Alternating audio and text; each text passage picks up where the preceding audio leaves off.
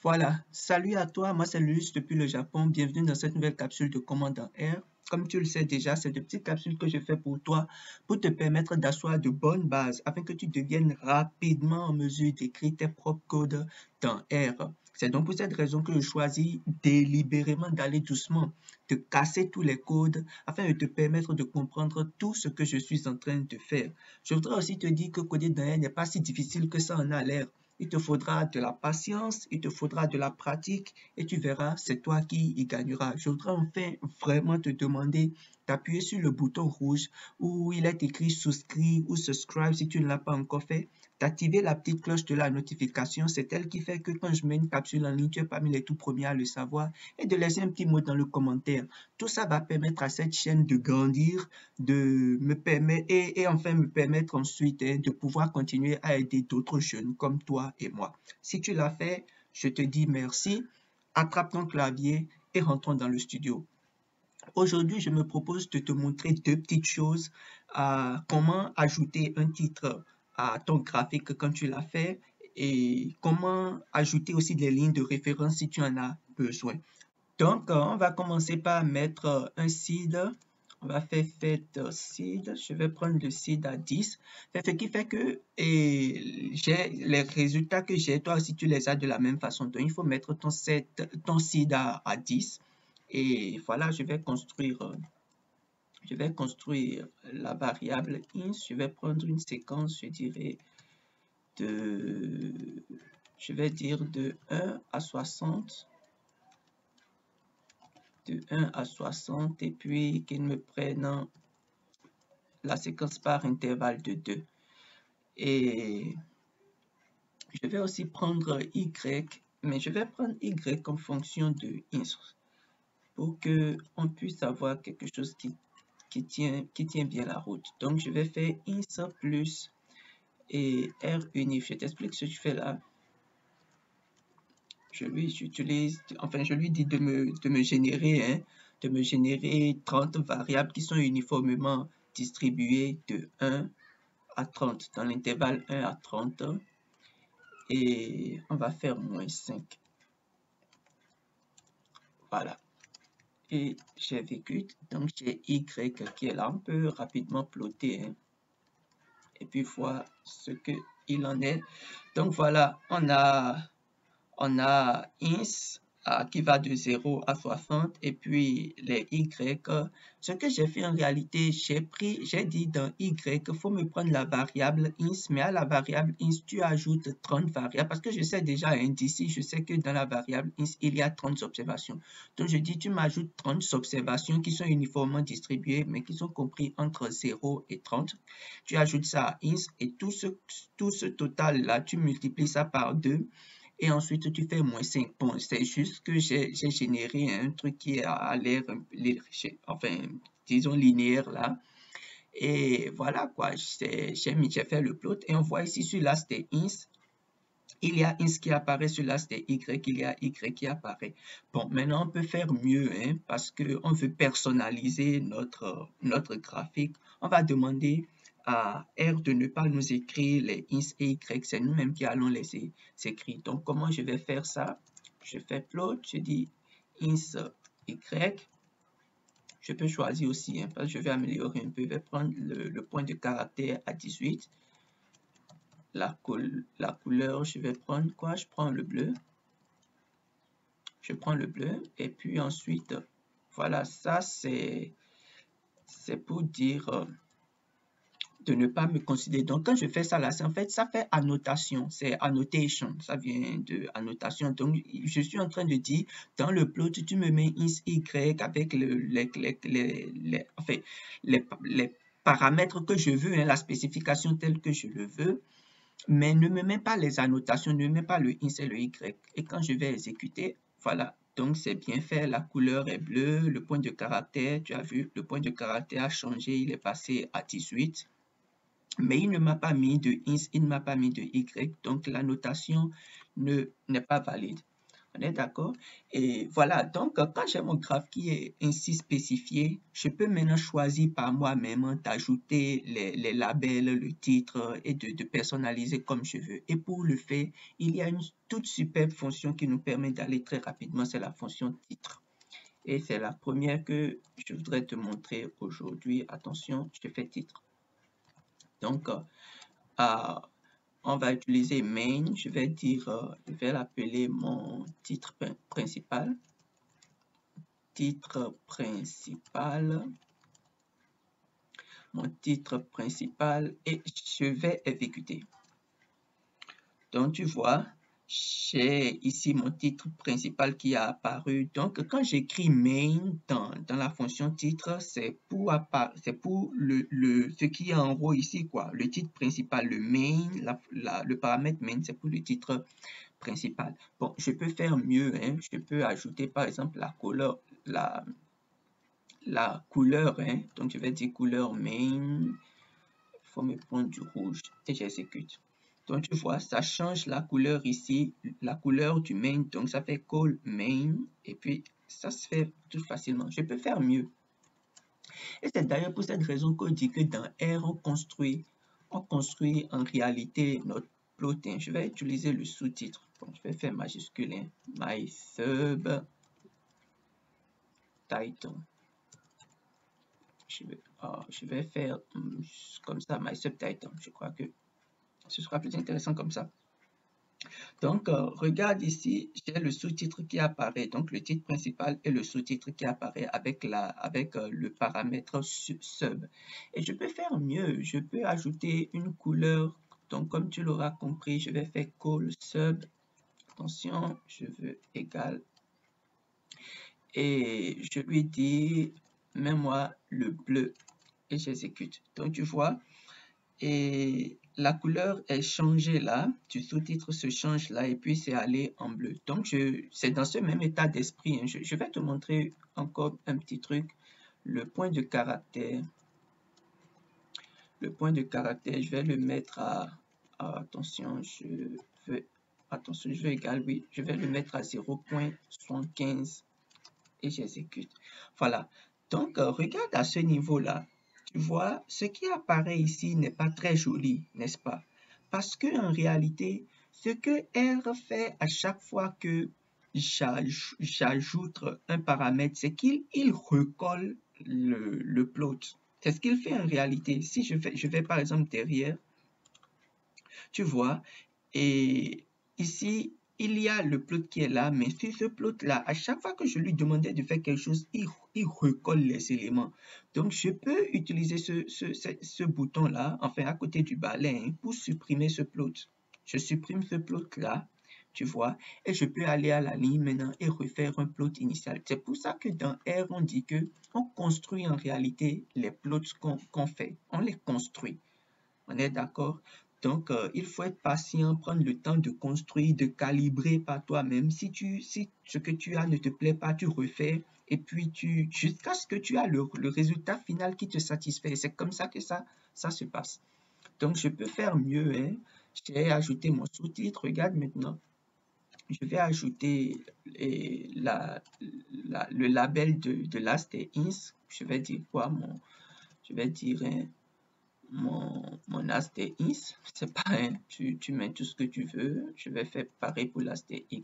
Donc, quand j'écris lab, là, c'est y label. Hein. Je fais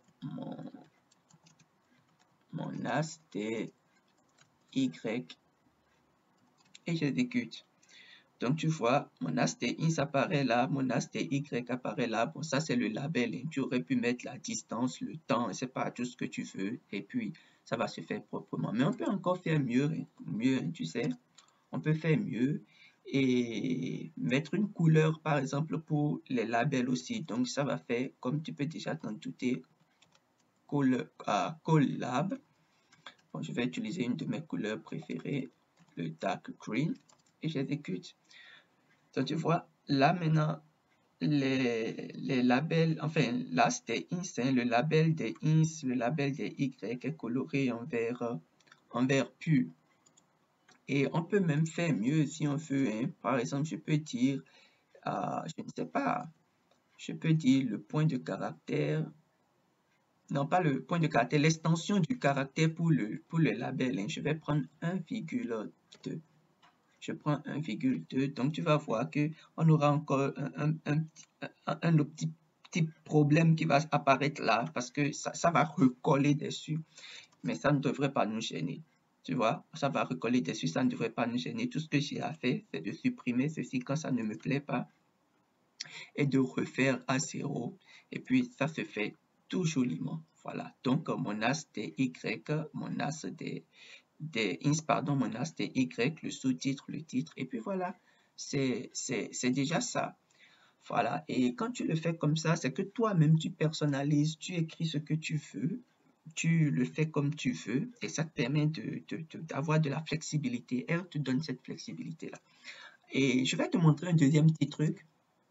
Comment est-ce qu'on peut placer les lignes de référence? C'est tout simple, on utilise la petite commande qu'on appelle abline. Abline fera faire plein de choses, on va revenir dessus, mais je vais déjà commencer par te montrer une de ces fonctionnalités comme celle-là. Je suppose hein, que tu vois, quand je regarde un peu mon graphique, j'ai comme l'impression qu'il y a un groupe ici, qu'il y a un autre groupe là et qu'il y a un autre groupe qui est là. Bon, supposons que sur l'axe des Y, hein, j'ai envie de séparer, j'ai envie de mettre un trait ici pour séparer ce groupe-là de peut-être des deux autres. Je vais écrire à l'horizontale, je vais peut-être rester au niveau de 50. Donc, j'utilise la commande abline, j'écris H pour dire horizontal, tu es d'accord là, et puis j'écris 50 pour qu'il me place à l'horizontale au niveau de 50 là, et j'exécute. Donc, regarde, quand je fais ça, il y a un trait qui se trace là au niveau de 50. Voilà, donc à l'horizontale, même un trait au niveau de 50. Je peux faire mieux, hein. Je peux dire par exemple, je te montre abline. Je prends horizontal et je dis à 100.